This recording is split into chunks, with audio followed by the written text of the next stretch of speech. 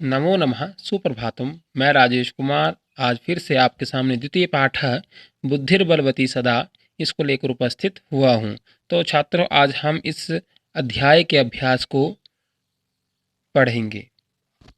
तो इसके अभ्यास का प्रथम प्रश्न है, एक पदेन उत्तरम लिखत, एक शब्द से उत्तर लिखें। अब बुद्धिमती कुत्र व्याघ्रम ददर्श, बुद्धिमती ने कहाँ बाघ को देखा? तो कहाँ देखा? गहन कानने, घने वन में। भामनी कया विमुक्ता, भामनी कया विमुक्ता, जो वो स्त्री थी, वो सुंदर स्त्री थी, वो कैसे या किसके द्वारा विमुक्ता, मुक्त हुई? तो निज बुद्धिया, अपनी बुद्धि के द्वारा, वो अपनी बुद्धि के द्वारा सुंदर स्त्री मुक्त हुई। तो सर्वदा सर्वकार्येषु का बलवती, सर्वदा हमेशा सर्वकार्येषु सभी कार्यों में का बलवती, कौन बलवान है या कौन बलवती है? तो कौन है? बुद्धि। कौन है? बुद्धि। बुद्धि हमेशा सभी कार्यों में बलवती है। व्याघ्र कस्मात विभेति, बाघ कस्मात किससे विभेति, डर गया? तो मानुषात, कस्मात मानुषात, इसका आंसर है मानुषात, मनुष्य से। प्रत्युत्पन्न मति बुद्धिमती, यहाँ किम दिया आपको, किम नहीं आएगा, यहाँ पे आएगा कम। कम आक्षिपंती उवाच। तो प्रत्युत्पन्न मति अर्थात हाजिर जवाब वाली वो बुद्धिमती कम किसको, आक्षेपंती डांटती हुई, उवाच बोली। तो किसको डांटती हुई बोली? जम्बुकम, जम्बू को अर्थात गिदड़ को। तो जो वो हाजिर जवाब वाली बुद्धिमती गिदड़ को डांटती हुई बोली, इसका आंसर ये बना। अब इसके बाद अधोलिखता नाम द्वितीय प्रश्न है, अधोलिखता नाम प्रश्नानाम उत्तराणि संस्कृत भाषा लिखत, नीचे लिखे गए प्रश्नों के उत्तरों को संस्कृत भाषा से लिखें। तो प्रथम प्रश्न है, बुद्धिमती केन उपेता पितुगृहम प्रतिचलिता। तो इसका आंसर देखते हैं अब हम। तो इसका उत्तर है, बुद्धिमती पुत्र द्वयोपेता पितुगृहम प्रतिचलिता, बुद्धिमती दो पुत्रों को साथ लेकर पितुगृहम पिता के घर की ओर, प्रतिता की ओर, चलिता चल पड़ी। अब उसके बाद द्वितीय प्रश्न है, व्याघ्रम किम विचारे पलायिता, बाघ क्या सोचकर पलायिता भाग गया? तो क्या सोचकर भागता बाघ?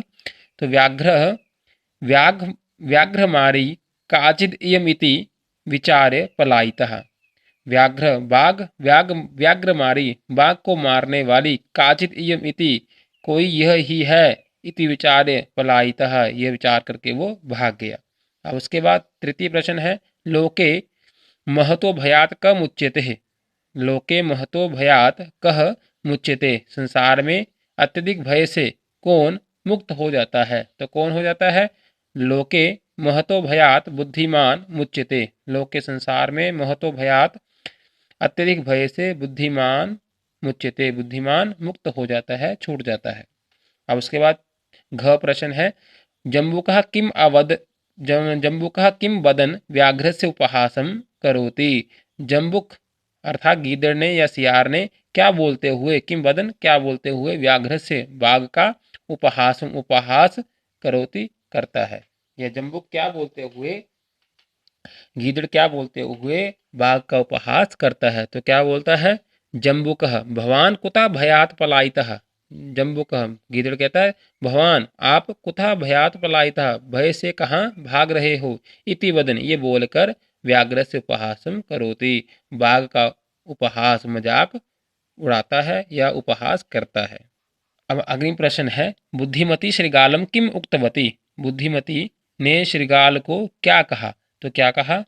बुद्धिमती श्रृगालम इदम उक्तवती, बुद्धिमती ने श्रृगाल को, सियार को यह कहा, यत कि रे रे धूर्तः पुरा त्वया मह्यम व्याघ्रत्रयम दत्तम, विश्वासस्य अद्य एकम आनीयम कथम यासी वदाधुना। तो ये कहता है, तो इसका अर्थ है, बुद्धिमती ने श्रृगाल को यह कहा कि रे रे धूर्तः अरे दुष्ट, पूरा तो त्वया तुम्हारे द्वारा, मह्यम मुझे, पूरा पहले, व्याघ्र त्रयम दत्तम तीन बाघ दिए गए थे, विश्वासस्य विश्वास दिलाकर, अद्य आज, एकम आनीय एक को ही लाकर, कथम क्यों, यासी जा रहे हो, वदाधुना अधुना वद, अब अधुना था अब, वद बताओ या बोलो।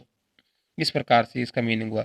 बुद्धिमती ने श्रृगाल को यह कहा कि अरे दुष्ट, तुम्हारे द्वारा मुझे पहले 3 बाघ दिए गए थे, विश्वास दिलाकर आज एक को हिलाकर क्यों जा रहे हो, अब बोलो।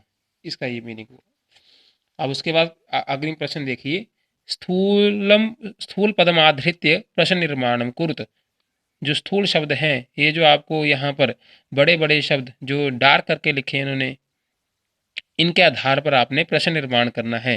तो तत्र राजसिंहो नाम राजपुत्र वस्ती स्म। तो राजसिंह, यहाँ सिंहो लिखा है, वैसे यहाँ पर आएगा, अगर जब इसके ओ को निकाल देंगे तो यहाँ पे विसर्गे आएंगी, तो क्या बनेगा राजसिंह। तो राजसिंह प्रथम व्यक्ति एक वचन में बनता है, तो क्या बनेगा, सिंह पुलिंग में है इसलिए कह बनेगा। अब उसके बाद बुद्धिमती चपेटया पुत्रौ प्रहृतवती। तो चपेटया में क्या प्रश्न होगा, कया बुद्धिमती ने थप्पड़ के द्वारा पुत्रों को प्रहृतवती मारा। तो किसके द्वारा मारा, कया, चपेटया, कया, ये इसका आंसर आएगा।